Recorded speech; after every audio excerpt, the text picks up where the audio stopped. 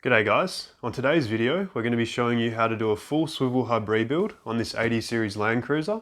We're going to be using this terrain tamer wheel bearing kit today, the SH7WB, and this video is going to apply to all 80 Series and all 105 Series models. There are lots of different tools and parts you'll need to do this job, so we've put a full list down in the description below. Up underneath the front of the car now, and we're just having a look on the inner side of the knuckle, and the reason that we're doing the job today is that a significant amount of this black molybdenum grease has leaked out past the wipers here, and the reason that that happens is the inner axle seal has failed, and that's let the diff oil mix with that grease and thinned it out, and it leaks past the wipers. The first step is going to be to drain our diff oil, and before you do this it's a good idea to take the car for a quick 15 or 20 minute drive just to get the oil nice and warm. And it's also a good idea to crack your filler plug on the front side of the diff before you crack your drain plug, just to make sure you're going to be able to fill it back up again. So take a 24mm socket on a breaker bar, and we're just going to crack that drain plug.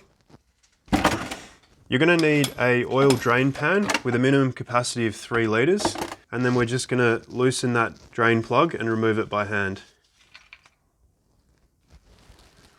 Keep that plug. We're going to put that off to the side and clean it up, and we're going to reuse that later. Now we're just going to crack each of the wheel nuts while the car's still on the ground. So you're going to need a 21mm socket for this one.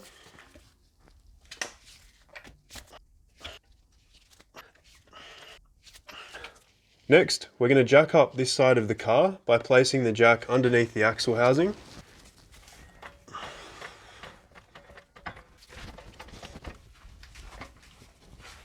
Then grab your jack stand and place it underneath the axle housing and lower the car onto the jack stand.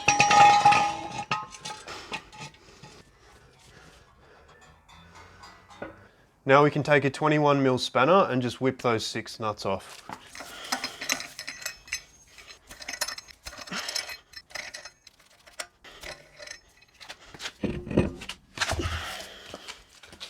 Quick outfit change, because the other shirt wasn't quite cutting the mustard, and we'll jump straight into getting the brake caliper off. For this one, you're going to need a 17mm socket and 2 300mm cable ties, and we're just going to remove the 2 bolts from the back side that hold the brake caliper on. The 2 bolts that we want to undo are this one down here and the one up the top here. So we're going to take our breaker bar with the 17mm socket, and we're just going to crack each of those. Then we can use a socket wrench to loosen them the rest of the way.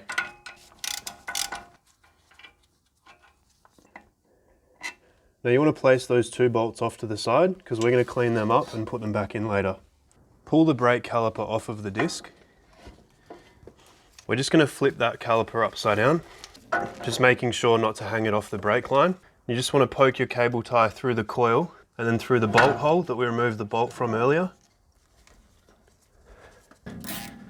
And then just tighten that down to secure the caliper.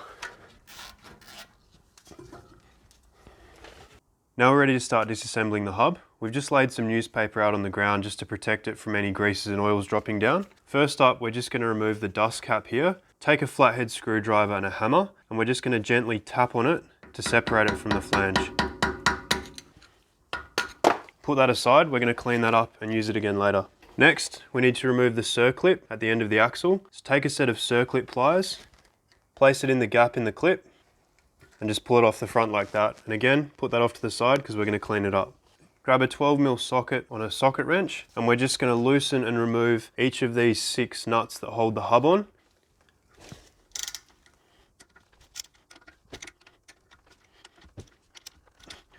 Once they're all finger tight, you can just remove them, and you want to remove the flat washer from behind as well.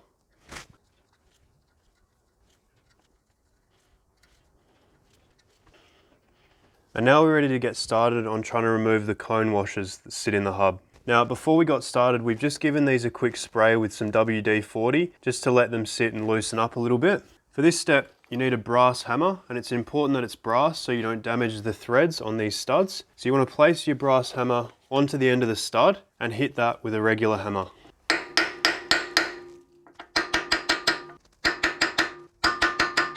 You want to use a combination of striking the stud with the brass hammer and also just tapping on the flange until you see those cone washers jump out.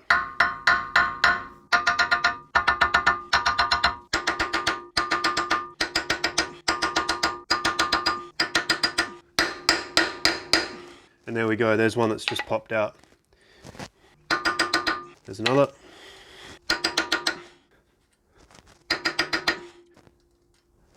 Sometimes you'll find that the cone washers don't jump out all the way by themselves, so you can take a pair of vice grips or similar and just grip onto it and pull it off of the stud.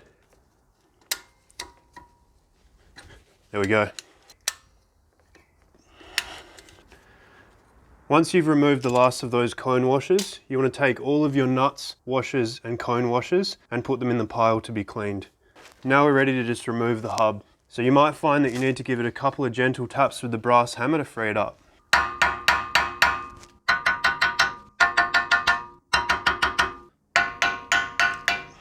And there we go, that's come away. Again, we want to put this off to the side because we need to clean that up. The next step is to remove the two lock nuts, which are separated by a star washer. Before we can undo the first of those lock nuts, we've just got to locate the tabs of the star washer, which will be bent inwards and outwards, and we just need to bend them back to straight to allow us to fit the socket over the nut. So I can see there's a tab here at the bottom, which is bent towards us. So we're just going to take the flathead screwdriver and the hammer and just tap that out.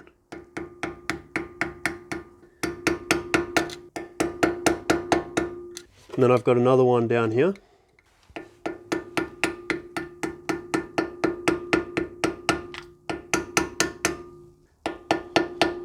So once you've bent any of the star washer tabs that were facing towards you back the other way, we're ready to fit our 54mm hub nut socket over that lock nut, and we're just going to loosen that and remove it.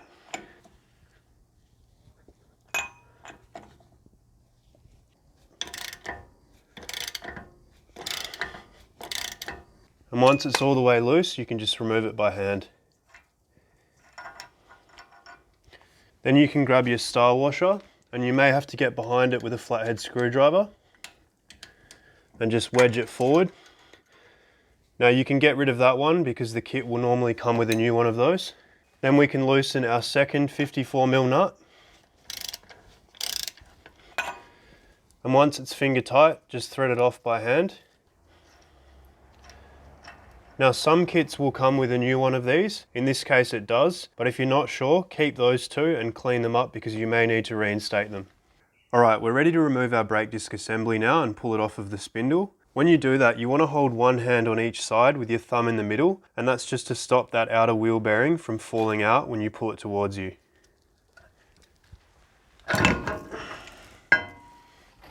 Once you've placed that disc on the ground, you can just pull that outer wheel bearing out, and you'll find that there's a washer with a tab stuck onto it. Depending on your kit, you may want to keep that one because you may need to put it back. In our case, a new one comes with the kit.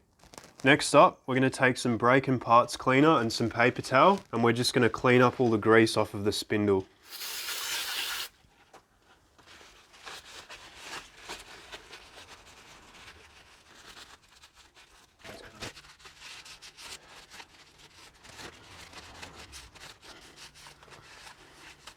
Alright, once that spindle is nice and clean, you want to grab a 14mm socket on the socket wrench, and we're going to remove these 8 bolts that hold the dust cover and the backing plate on.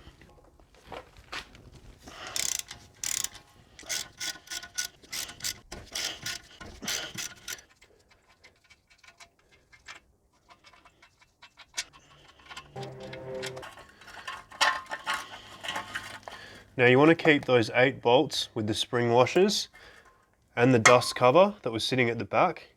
In our case, our kit comes with a new backing plate, so we can throw that one away. Next up, we're going to remove the spindle. You just want to take your brass hammer and have a couple of light taps on the spindle itself just to free it up.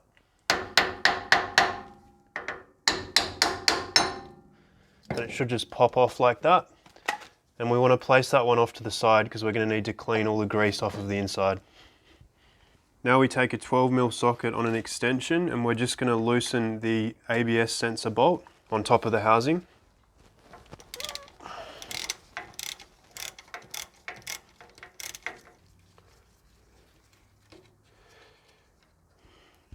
You want to keep that bolt in a safe place because we're going to need to put that back later. Then you're able to just pull the ABS speed sensor out.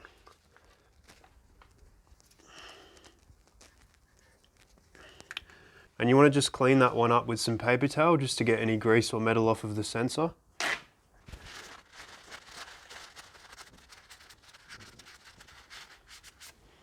And we're just going to pop that one behind the suspension.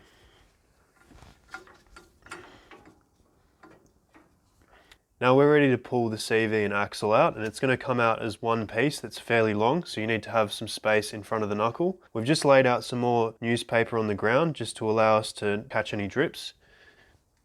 You just want to pull out straight, and it should come free. There we go.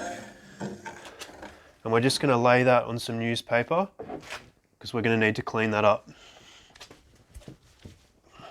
It's a good idea at this point just to wipe out some of the grease from inside the knuckle. We're going to need to clean it once it's off of the car, but it's going to reduce the amount that's going to drip on the floor when you take it off.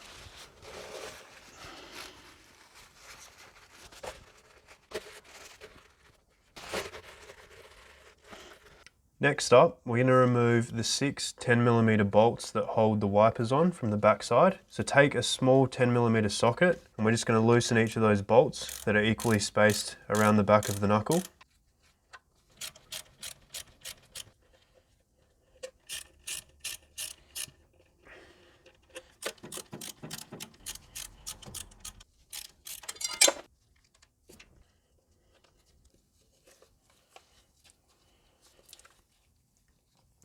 Once you've removed those 6 bolts, put them off to the side because we're going to clean them up and put them back later. When you remove the bolts, these steel backing plates should come away from each side. In this case, we've got new ones that come with the kit, so we're going to throw those away. You'll find that your rubber and your felt will stay on there, and we're not going to be able to remove those until we've removed the front of the knuckle housing. The next step is to separate the tie rod ends at the end of the steering arms. On one side of the vehicle you'll have 2 of these, and on the other you'll only have 1, but the side that we're showing for the video has 2. So we're going to remove the cotter pin by bending the tabs towards each other. You might need to take a pair of pliers just for the last little bit. And once they're squeezed together, you should be able to just pull it out through the other side. Now we're going to hang on to that cotter pin because this particular kit doesn't come with new ones. Next up, we're going to remove the cage nut using a 19mm socket on a breaker bar. Once that's loose, you can just thread it off by hand, and we're going to put that in the to be cleaned pile. So once that's free, we're ready to separate our ball joint. Now I highly recommend a special tool for this because it comes apart with quite a lot of force, and you can actually damage the rubber boot if you don't use a special tool. So we've got this ball joint separator here, which you can buy from any auto parts store, and we're just going to put that with the fork underneath the rubber boot and with the lever pushing up against the bottom of that bolt. And you might just have to wedge that in a little bit. So once that's seated underneath the boot, we're going to take our, in this case, 19mm socket, and we're going to start to tighten this bolt on top of the tool. And as we do that, it's going to start to push the bolt up through. Just be really careful because when it does separate, it comes apart with quite a bang.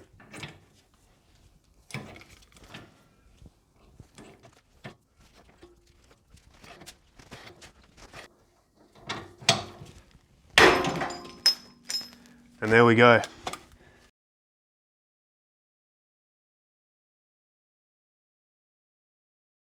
And now we're just going to pop that tie rod up and out of the way. It's a good idea at this point to grab another cable tie, and we're just going to attach that tie rod up to the suspension just so it's out of the way for the rest of the job. There we go, nice and secure. So we're going to repeat the process for the other tie rod on this side. So grab your pliers and just close up that pin. Then pull it out. And again, take your breaker bar with your 19mm socket and remove the cage nut. Place both of those in your pile to be cleaned.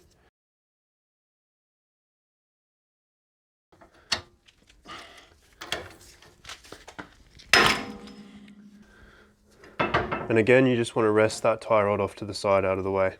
Next up, we're going to take a 17mm socket on a breaker bar, and we're going to loosen each of the 4 nuts on the lower knuckle studs.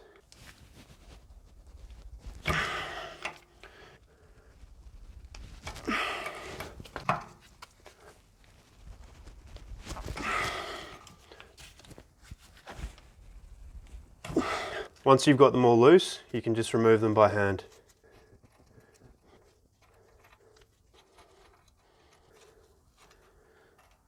You'll probably find that the 4 nuts and plain washers come away fairly easily, but again, these ones have cone washers, so we're just going to tap on the steering arm gently with a brass hammer to free those up.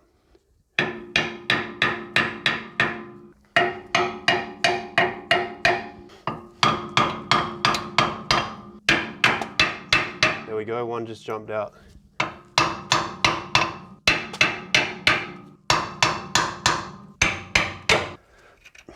Once the last of those cone washers comes free, you should be able to just lower the steering arm to the ground.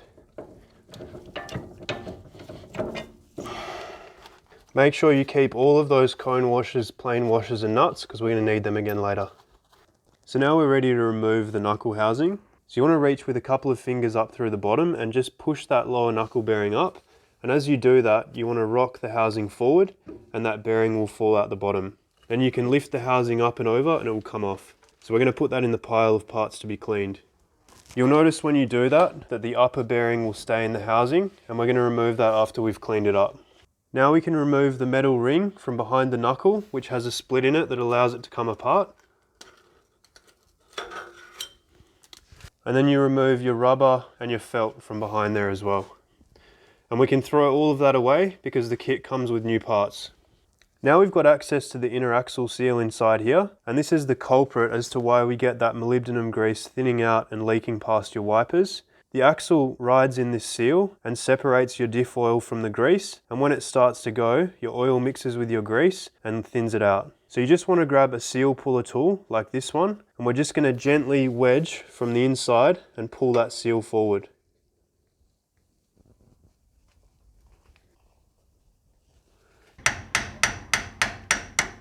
It can help to give your seal puller tool a few taps with your brass hammer just to loosen that seal. And there we go. You can throw that away because we're going to be installing a new one. And you're going to want heaps of paper towel and lots of brake and parts cleaner as well.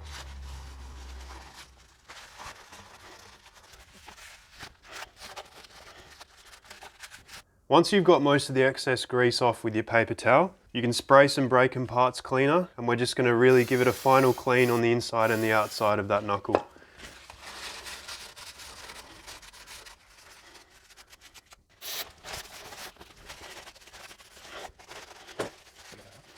Now that we've removed all the grease from inside the knuckle, we're able to bang out the races that are still stuck in here from the upper and lower knuckle bearings. So each of these has 2 little ledges here and here, and we're just going to place an old cold chisel there and just bang out the race through each of those ledges.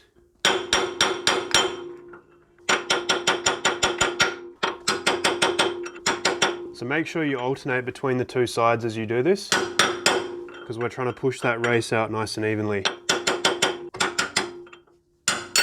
There we go, it's just fallen through. Once you've done the bottom one, repeat the process for the top one.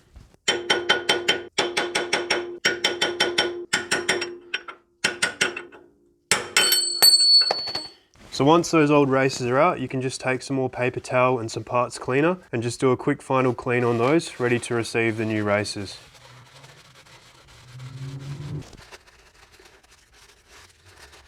Alright guys, now for the fun part. We've just got to clean up everything that we've removed from the car. Now depending on your kit, you might be able to throw a fair bit of it away, and we have got a pretty comprehensive kit to install, but you still want to allow a lot of time for this cleaning. You're going to want to grab yourself a whole bunch of paper towel and lots of brake and parts cleaner, and then a razor blade. In this case, I've got a spare blade for a Stanley knife, and we're just going to use that to clean up our gasket faces. So let's jump right in. It's best to remove the bulk of the grease with just some paper towels first. If you spray the brake and parts cleaner initially, you just end up with a soupy mess. And you want to have some fresh newspaper laid out for your clean pile. For cleaning the inside of the spindle, it's a good method just to roll a bit of paper towel up into a ball, spray it with brake and parts cleaner, and then just push it through the middle.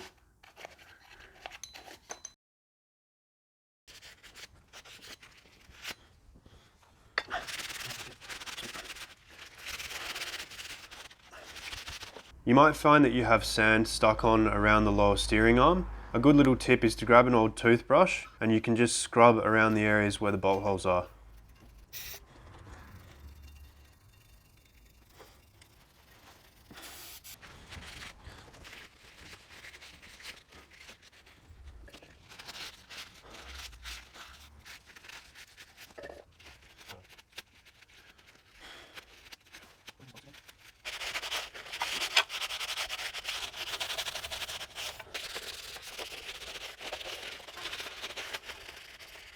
For all your nuts and washers, it can work well just to lay them on a few layers of paper towel, soak them in the brake and parts cleaner, and then just roll it all around together just to get all the grease off. For your bolts, you can take a wire brush or a toothbrush or something like that and just make sure you give the threads a quick clean in case there's any sand in there.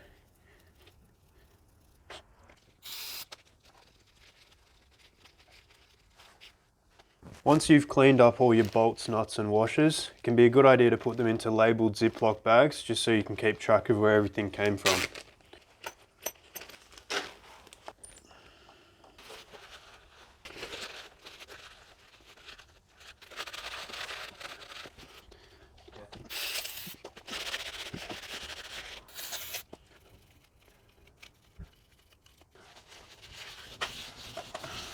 For your brake disc assembly, you just want to place it on a couple of blocks of wood, just so the studs are up off the ground. We're just going to take a pry bar and pop it under the edge of that oil seal, and then just give it a few gentle taps with a hammer, just to pop it out. And once that oil seal is removed, you can throw that in the bin, and you can pull out your wheel bearing. You can throw that one away as well, because we're going to be putting some new ones in. Now you can take some paper towel again, and we're just going to get all of the grease out of the hub.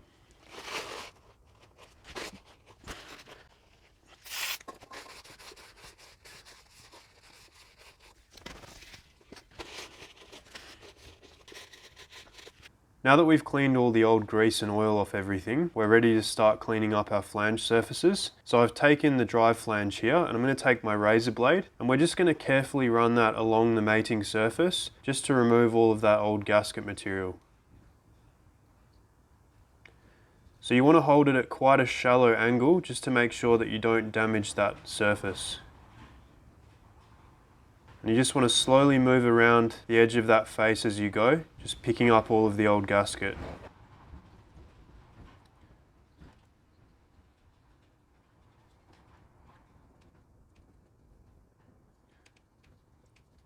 So you can see that it's starting to come away there, and you just want to keep going until you've removed all of that old gasket material. We're going to do the same thing on all of our mating surfaces. For example, you can see in this case the gasket for the spindle has stayed on the knuckle housing, so I'm just going to remove that one by getting my razor blade underneath it as well.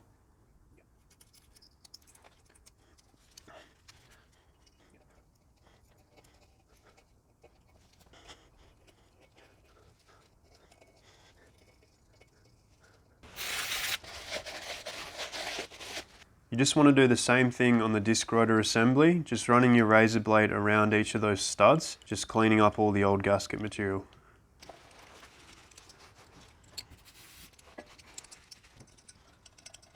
Once you're happy you've got all that old gasket material off, you can just give it one last quick spray and wipe.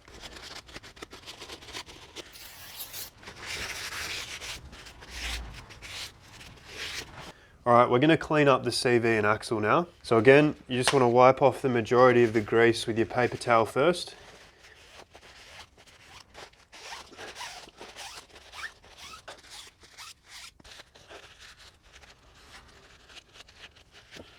You want to wipe away what you can inside the ball as well, because we are going to be removing all of that. Once the majority of the grease is gone, you're just going to use some brake and parts cleaner to get the last off.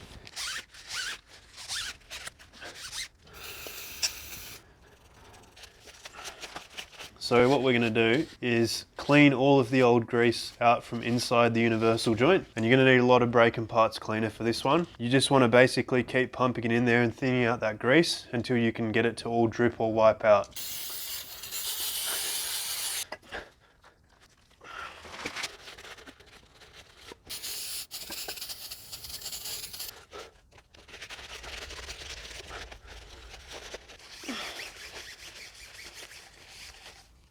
Alright, now that we've cleaned everything up, we're just going to do a quick inspection on the axles and CVs. The first thing that we're going to look at is where the drive flange mates up to the spline of the CV. So you just want to slide your drive flange onto your CV, and you just want to check if there's much play between those splines. So you just want to try and clunk it back and forth. And in this case, there's not very much play at all when I try and twist them, and that's what you want. If you've got lots of play here, you might need to look at replacing either your drive flange or your CV. The next one is, if we look now on the axle section, just along here is where you have your inner axle seal riding. So that's that one there. You just want to feel with your finger and see if there's any ridge there, because a ridge there is going to indicate that it's worn. Now, when you do put your new inner axle seal in, it's going to ride on that same area. You can buy a special tool that will actually push that inner axle seal in a little bit further so that you're riding on this new machined section that hasn't worn yet. The next wear point on the CV is this section here, which is where your brass bushing and your needle roller bearing will ride, and that's inside the spindle here.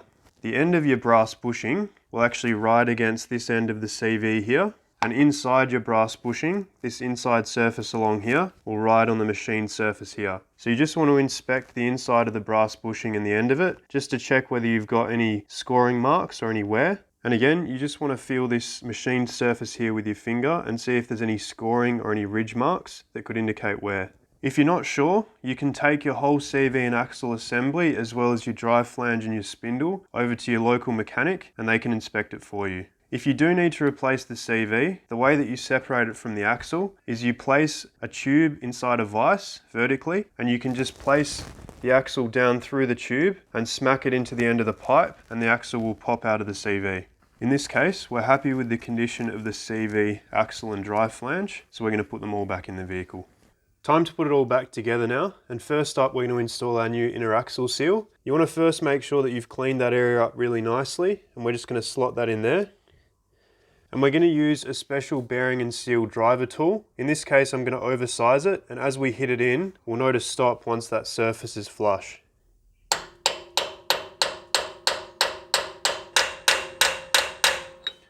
So you're going to go until the lip of the inner axle seal is flush with the housing.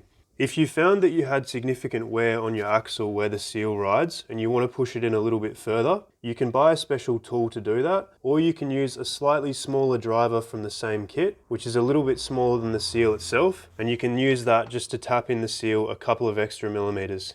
Next up, we're going to install the new races for our upper and lower knuckle bearings. Again, make sure that the inside of the housing is nice and clean before you get started. We're going to take the 50mm bearing and seal driver tool, and the knuckle race will slide over that nicely and we can use that to drive it in. The race will go in with the fatter side facing down.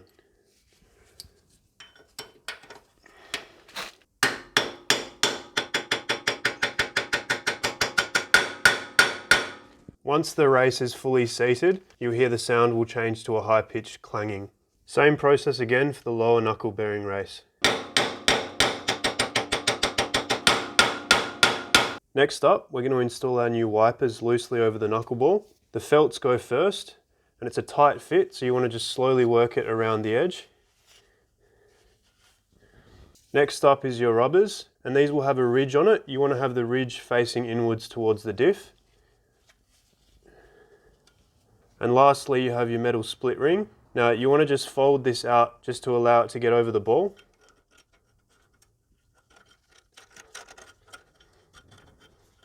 And once it's on there, you can just bend it back.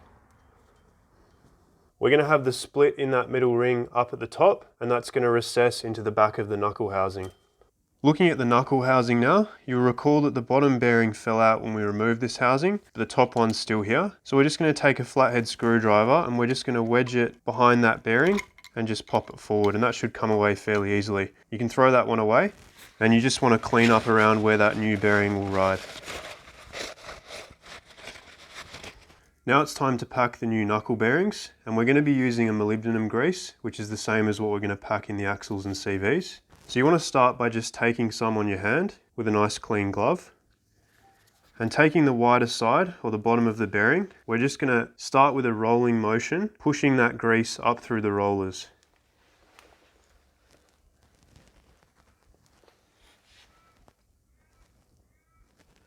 And you want to keep going until you start to see grease coming up through those rollers all the way around.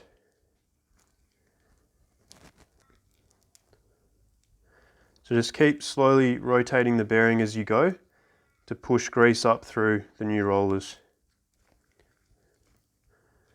Once you've finished, you just want to wipe grease all around the outside of those rollers. And then we're going to put that off to the side for a sec and pack the other new bearing. So repeat the process, just pushing that grease up through the new rollers.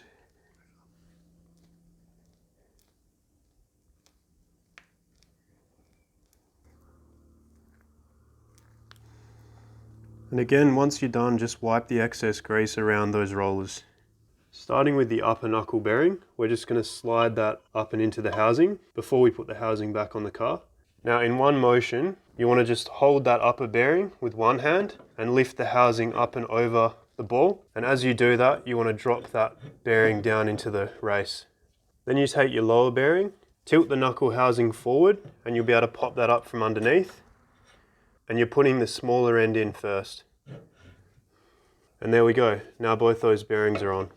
Now we're going to reinstate the steering arm by poking it up through that new bearing. On the passenger side of the vehicle, where you have two sides to your steering arm, the longer side is pointing towards the back of the car. So you want to poke it up through there and just get it started into that bearing. Once you've got it started by hand, take your brass hammer and you can just give it a few taps to hit it up into the bearing.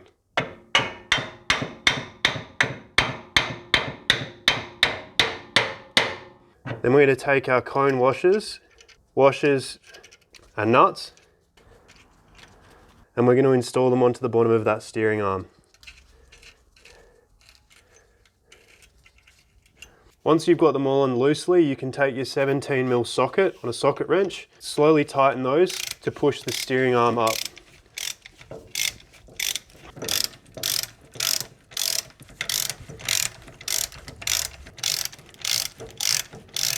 As you go to tighten these, you'll find that the knuckle housing wants to turn. You've got these stoppers, one on each side, that you can push against the diff housing to stop the knuckle from turning and allow you to apply more torque. You just want to make sure that you're not pinching your wipers behind when you do that.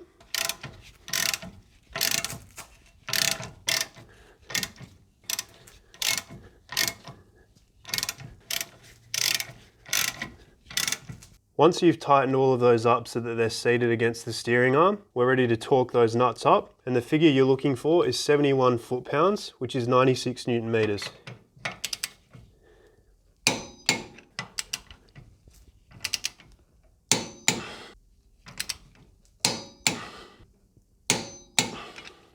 Before we go any further, you might have noticed that we didn't remove the upper bearing cap, and the reason for that is that inside there you've got shims that actually set the preload for your knuckle bearings. So by not removing those, we don't have to worry about resetting those shims. There's a special tool that you need to actually set that preload, which we don't have, so it's much easier to just leave it with the existing shims.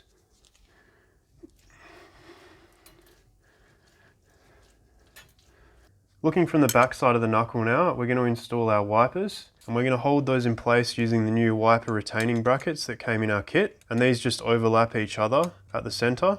We're going to start at the bottom to hold everything in place. First of all, you're just going to push your metal split ring in, and it sits inside a recessed groove in the housing. You want to again keep the split at the top center.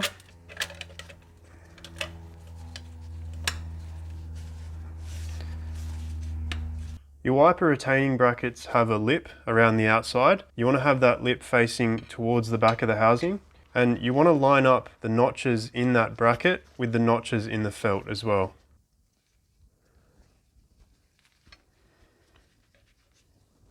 Then you just want to take the first of those 6 10mm bolts with spring washer and washer that we removed earlier, and we're just going to place that through the bracket and through the felt and into the back of the knuckle housing.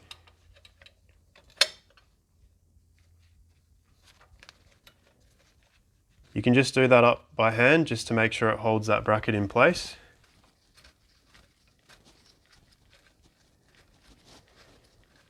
Once you've got those first couple of bolts in, we're going to grab the second wiper retaining bracket and we're going to place it on top. And you want to make sure that they overlap with the bolt hole on the outside.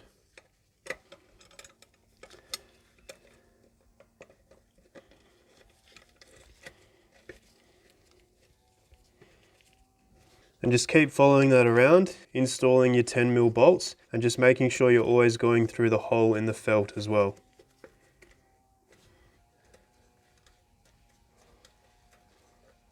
Once you've got those bolts all in loosely, we're just going to go around with a 10mm socket and nip them up.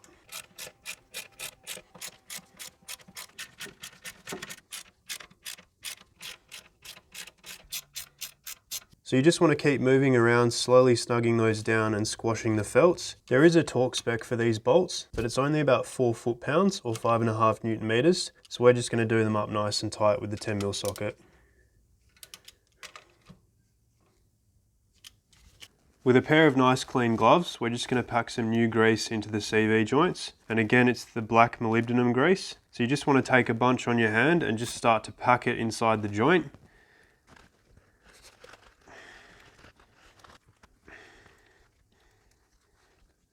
You just want to roll the joint around while you pack it in to make sure it's pushing it all the way through.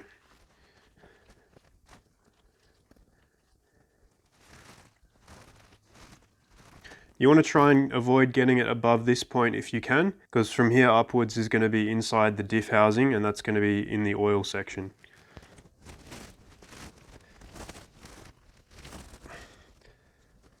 Once you're happy that you've packed plenty of grease inside that Birfield joint, we're going to go over and slide the axle and CV back into the car. Just before we do that, we're just going to take some of that grease on the glove and just wipe it around the new inner axle seal that we drove in before. And then we're going to slide that axle in and try and avoid contact with that inner axle seal as much as you can. So you want to try and push it in as horizontally as you can.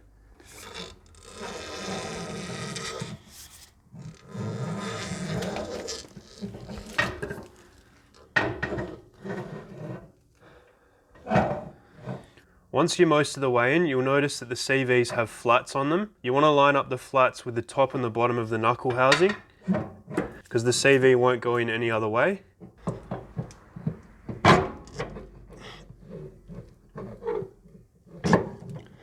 As you push it in, you just want to rock it down and that'll allow it to slot in all the way. You know it's in far enough once the gear teeth for the ABS speed sensor rotor are sitting directly below the hole in the top for the ABS speed sensor. Next up, we're going to pack inside the knuckle housing with grease. Now, as a general rule, you're going to need about one of these 1 pound tubs per side, but because we're packing inside the Birfield first, as well as those upper and lower knuckle bearings, it's a safe bet to have 3 tubs to do both sides.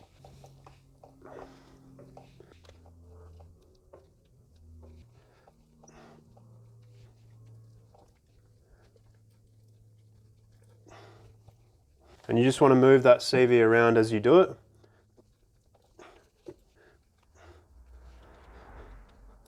It might seem counterintuitive, but you can actually overpack this. We want to pack it to about 2/3 full for the knuckle housing. And the reason for that is that if you put too much grease in, once you start driving and the grease heats up, it expands. And if there's too much in there, it wants to push past all the seals.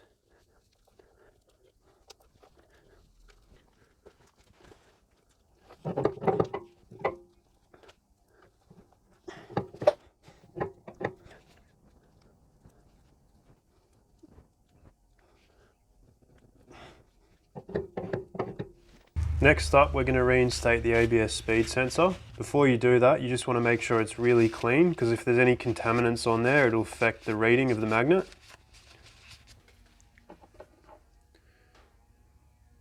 So that just goes down and into the knuckle housing, and you've got your 12mm bolt that we removed earlier.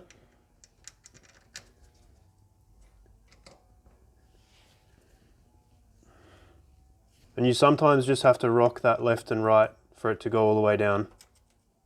There we go.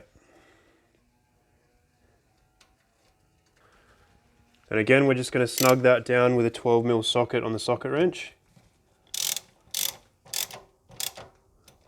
Then we're going to torque that one up with the torque wrench, and the figure that we're looking for is 13 foot-pounds, which is 18 Newton meters.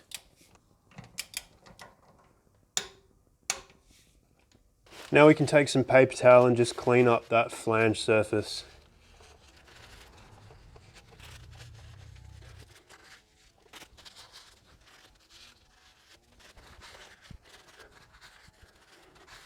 You can use a little bit of brake and parts cleaner just to get the last of that grease, because we're going to be putting a gasket on this surface.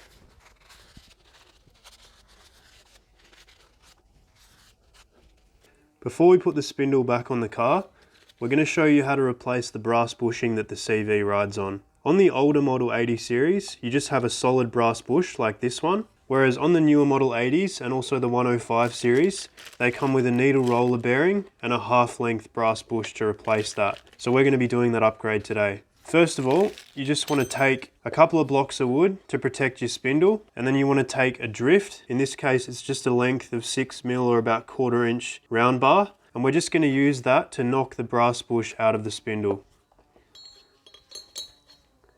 It's a little bit fiddly because there aren't any ledges to rest it on. And then you just want to hit that drift with a hammer. And just progressively move around the spindle as you go.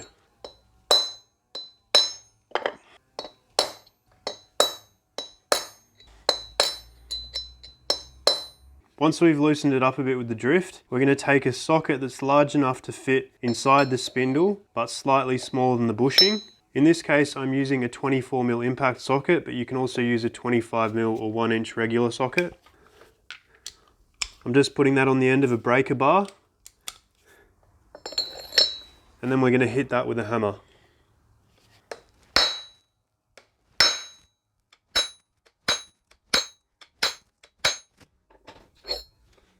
And you can see that that's just started to pop out.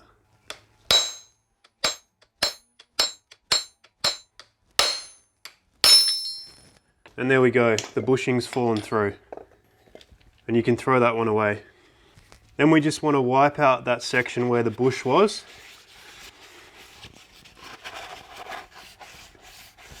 Just to make sure it's a nice clean mating surface for that new bearing.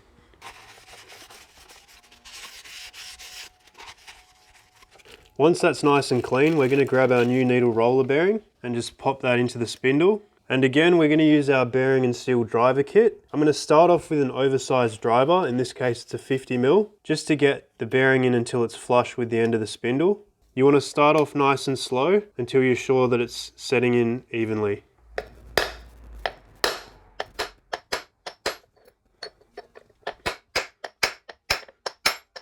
Once the bearing's in flush with the end of the spindle, I'm going to swap it out for a smaller bearing and seal driver. In this case, we've got a 39.5mm driver, and the reason for that is that's very slightly smaller than the hole that we're hitting into, so we're going to be able to use that to drive the bearing all the way to the end.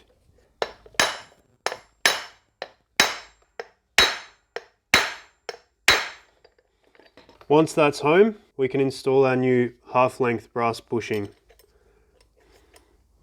And again, we're using the 50mm bearing and seal driver for that one.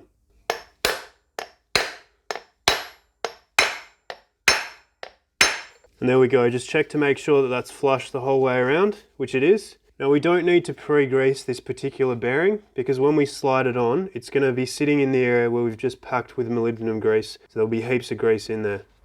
Alright, we're ready to put the spindle back on now. We're going to start by threading a couple of these M10 by 125 fine thread exhaust studs into the housing. You can use drill bits as well. It needs to be about an 8mm or 5/16 inch drill bit. The reason that we're doing that is that's going to allow us to then put our gaskets and a few other things up onto the studs, so we don't have to hold lots of different things at once.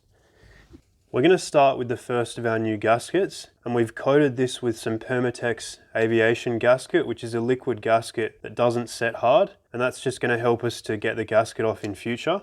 You want to put it on with the little V section at the bottom.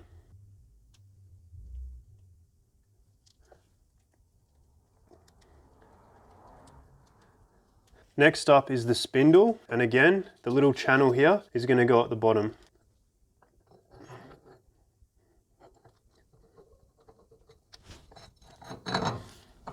And just push that hard up against that new gasket.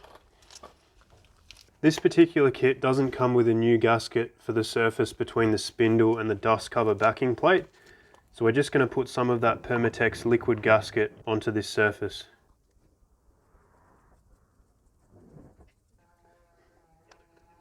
Next comes the dust cover backing plate, so we're going to put that on with the notches facing towards the back of the car.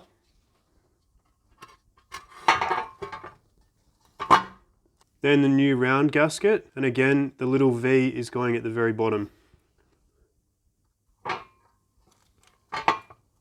Finally, we've got our new dust seal. You want to have the lip facing towards you and the small hole at the top.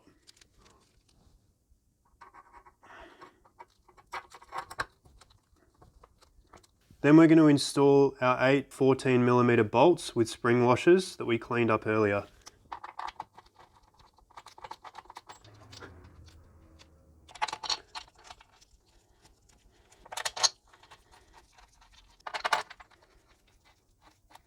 Once you've got the first 6 in, you can just remove those studs or drill bits and put the last couple of bolts in.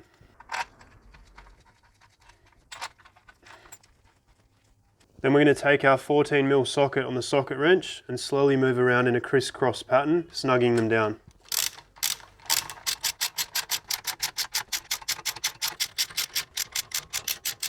Once they're snug all the way around, we're going to grab the torque wrench and do these up, and the figure we're looking for is 34 foot-pounds, which is 47 Newton meters. Again, make your way around in a crisscross pattern.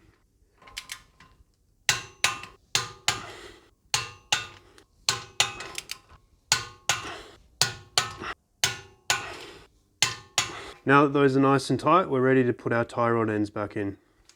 So we're just going to cut the cable tie that was holding the tie rod up and just pop the tie rod down through the hole in the steering arm. Then we're going to take the castellated nut that we cleaned up and just thread that back onto the tie rod end.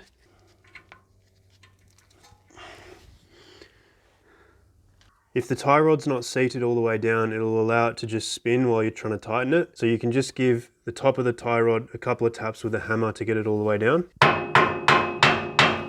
Once you've got that started by hand, take a 19mm socket on a socket wrench, and we're just going to do that up the rest of the way.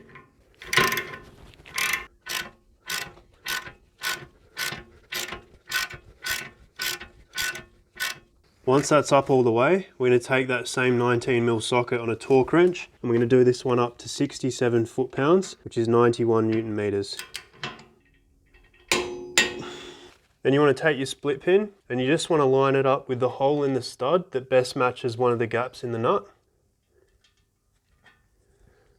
And you can give that a few taps with a hammer just to help it through. Then we're just going to use the pliers to bend out those tabs.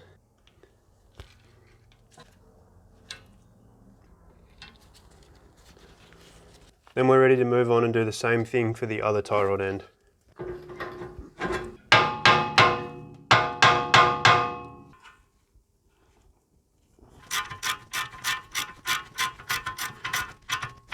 Same thing with this one here, torque it to 67 foot-pounds or 91 Newton meters. If you do want to replace the split pins, the kit doesn't come with any, but you can grab a pack from your local hardware store. In this case, you're going to need a 3.6 by 45mm split pin. And again, take your pliers and just bend those tabs out.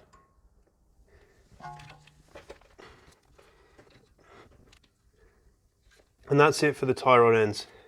We're going to do our wheel bearings now, and the first thing we need to do is knock the old bearing races out from inside the hub. You want to take your drift and you're going to place it on the 4 ledges at the bottom there, and we're just going to tap that with the hammer and alternate as we push that race out.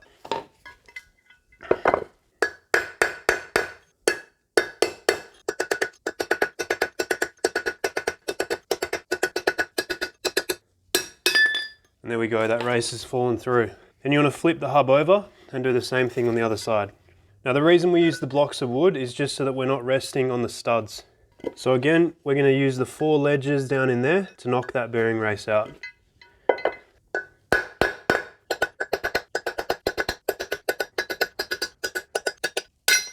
There we go, that's fallen through as well. If you don't have a bearing and seal driver kit, you can hold on to those ones, and you can cut a slot in there with an angle grinder or a hacksaw, and you can use that to push the new bearing races in. In our case though, we're going to throw those away because we've got the kit and we're going to be installing new races. Before we put the new races in, we're just going to wipe out and clean up that hub. You want to make sure there's nothing on that mating surface.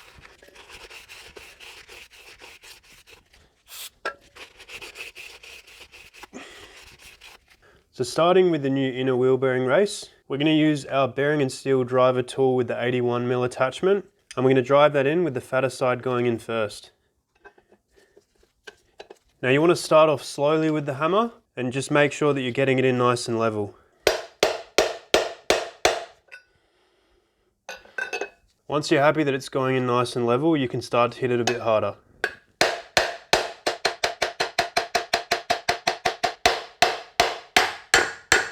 And there we go. You'll know it's got to the end of its travel when the noise changes to a high-pitched clanging sound.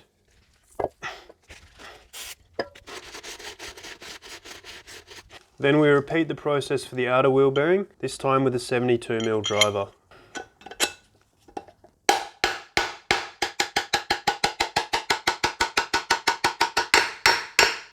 And you can look inside just to make sure they've gone all the way home. So we're going to pack our new wheel bearings now. We're going to start with the larger inner wheel bearing, and we're going to be using a lithium-based multi-purpose wheel bearing grease. So you want to start by grabbing a nice healthy handful on your glove. And again, starting from the wider side of the bearing, we're just going to push that grease up through the rollers.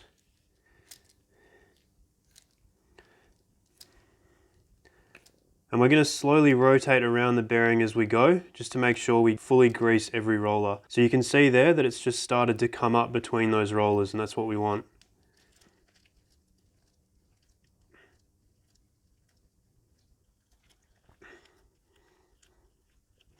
So once you're satisfied that you've got grease coming up through the rollers all the way around, you just want to smear some around the outside of the rollers, and then we're going to drop that bearing in with the thinner side going in first. Next, we're going to install the new oil seal, which is going to hold that inner wheel bearing in place. You want to place the oil seal in with the flat side, this side, facing upward.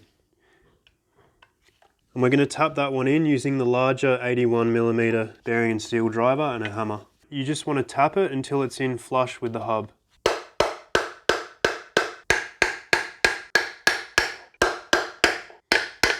So you can just run your finger along there just to make sure it's flush all the way around. And then we're just going to take a small amount of grease on the tip of the finger and just pre-grease the edge of that seal. Then we'll flip the disc assembly over. With a nice clean glove, we're going to take a big scoop of grease and we're going to coat the inside of the hub.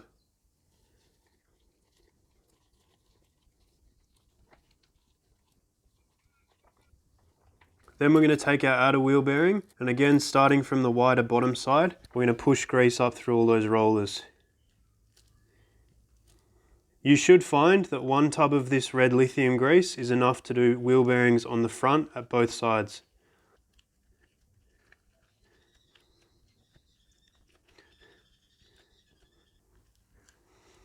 So again, smear some grease around the outside of the bearing and then drop it in with the smaller tapered side facing downward. Now all the excess grease that's on your gloves, we're going to come over to the spindle and wipe it on there.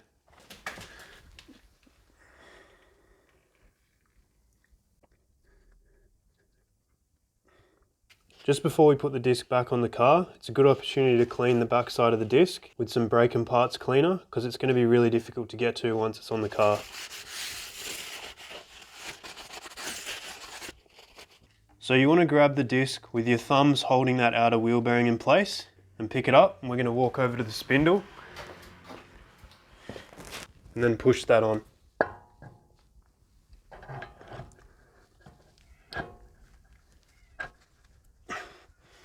Now we're ready to start reassembling the hub. The first thing to go back on is the thrust washer, which has the tab on it. You want to line up the tab at the top center, which is going to fit into the groove on the spindle.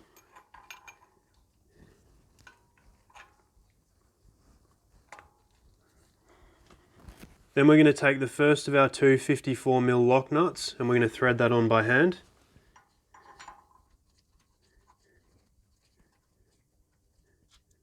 Then we're going to take our 54mm hub nut socket on a torque wrench and we're going to tighten that lock nut to 43 foot-pounds, which is 59 Newton meters.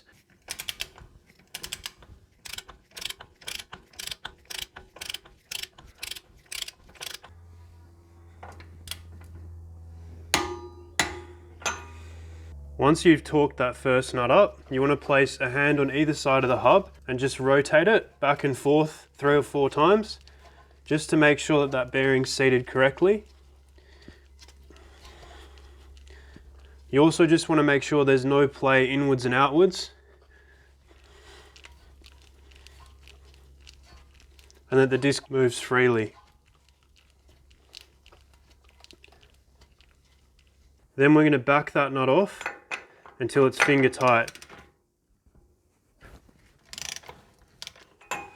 Then we're going to torque it back up to about 4 foot-pounds or 5.5 Newton meters. And that's going to be how we set our preload on those wheel bearings. And again, you just want to check to make sure that the bearing's moving freely. Now if you follow the Toyota workshop manual, at this point it'll tell you to check that bearing preload using a spring tension gauge. Today we're just going to be doing it by feel, but if you do want to do it with a spring tension gauge, the figure that you're looking for is 28 to 56 newtons.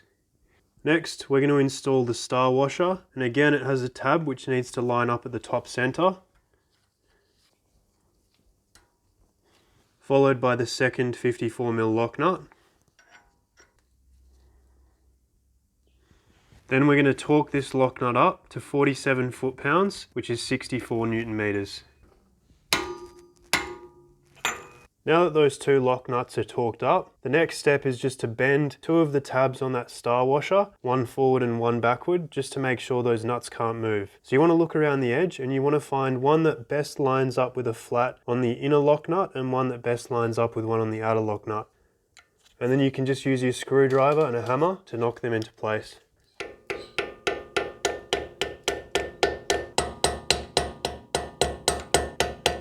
For the one that you're bending towards you, you can just get your screwdriver and poke it behind the tab and just bend it forward that way. Then you can get behind it with the hammer just to finish that one off.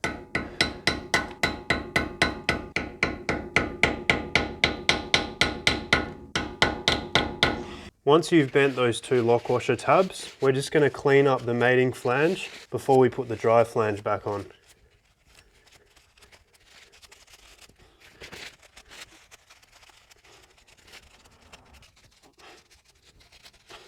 Next, we're going to put our new dry flange gasket on, and again we've coated it with Permatex. You want to line up the 3 holes with this middle stud pin. And just make sure that's seated nicely all the way around. Then take your dry flange, and again, it's got 3 holes that line up with those pins. And then we're going to install our 6 sets of cone washers, flat washers and nuts.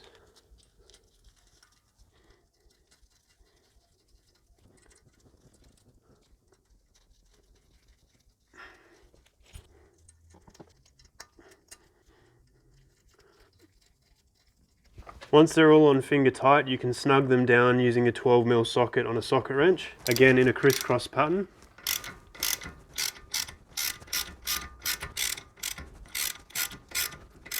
Now when you try and tighten them, you'll find that the hub wants to spin. If that's the case, you can just take a claw hammer or similar and pop it behind there just to stop the hub from rotating. And we're going to torque these up to 26 foot-pounds, which is 35 Newton meters.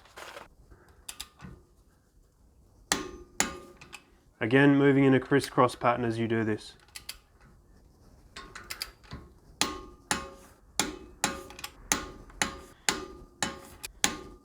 The next step is to reinstate the circlip. Now you might find that the CV has pushed into the hub, in which case you won't be able to fit it in. The way that you get around this is you can take a regular M8 coarse thread bolt and just thread that into the end of the CV, and that'll allow you to pull that out, like so.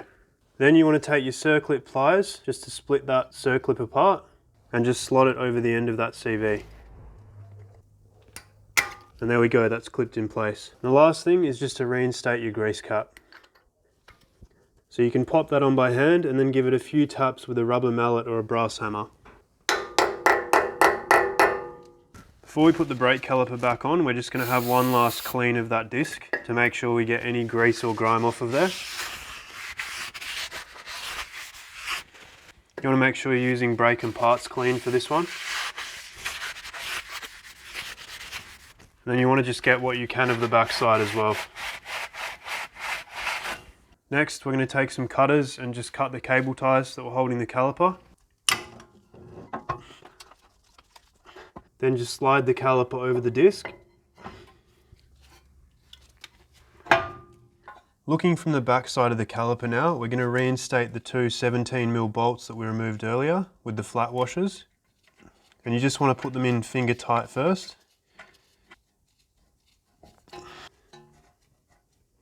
Then we can take the 17mm socket on the socket wrench just to snug those down.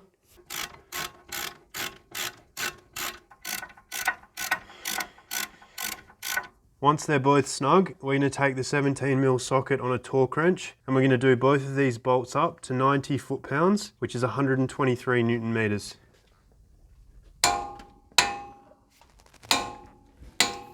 And that's all there is to putting the brake caliper back on. Now we're ready to put our wheel back on. Then grab your lug nuts and start threading them on by hand.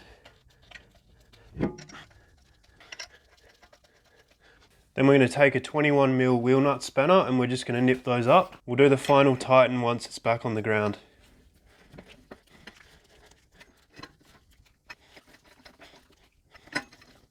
Next up, we're going to jack the car up and remove the jack stands so that we can lower the wheel. Place your jack underneath the axle housing. So you want to jack it just enough so that you can get rid of your jack stand. And then slowly release the jack to lower the wheel. Now we're ready to torque up the wheel nuts. Now for the steel wheels, the factory Toyota ones, the torque spec is 109 foot-pounds, which is 147 Newton meters. If you've got the aluminium wheels, it's a little bit less. It's 76 foot-pounds or 103 Newton meters. As always, you want to torque these in a cross pattern.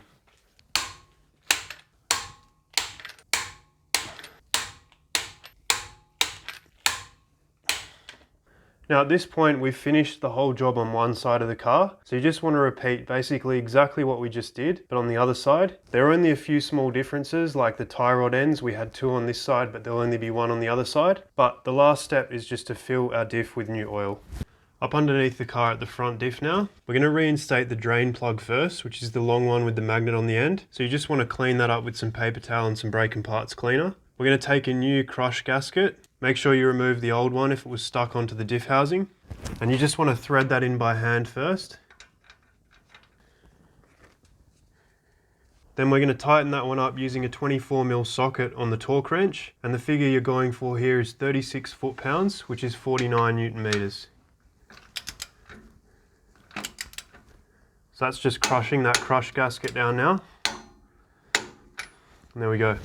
Next up, we're going to fill the diff with new gear oil. If you have no front diff locker, you're going to need 2.8 litres of either an SAE 90 or an ATW 90 gear oil. To get the oil into the diff, you can use something like this Tom Thumb pump here. It allows you just to hand pump the oil up into the diff. So you just hook it in there. And basically we're going to keep pumping until we get oil coming out of the fill hole. So you want to keep filling that diff oil up until the level is just overflowing the hole.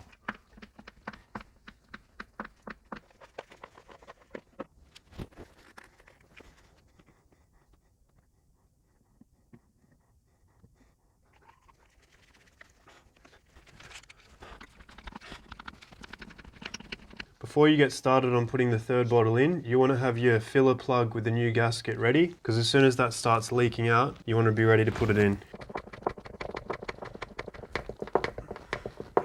And there you go guys, once you start to see it overflowing like that, quickly grab your filler plug and pop that one in. And then just wipe away any diff oil from outside the housing. Lastly, we're just going to torque that one up with a 24mm socket. Same as for the drain plug, it's going to be 36 foot-pounds, which is 49 Newton meters.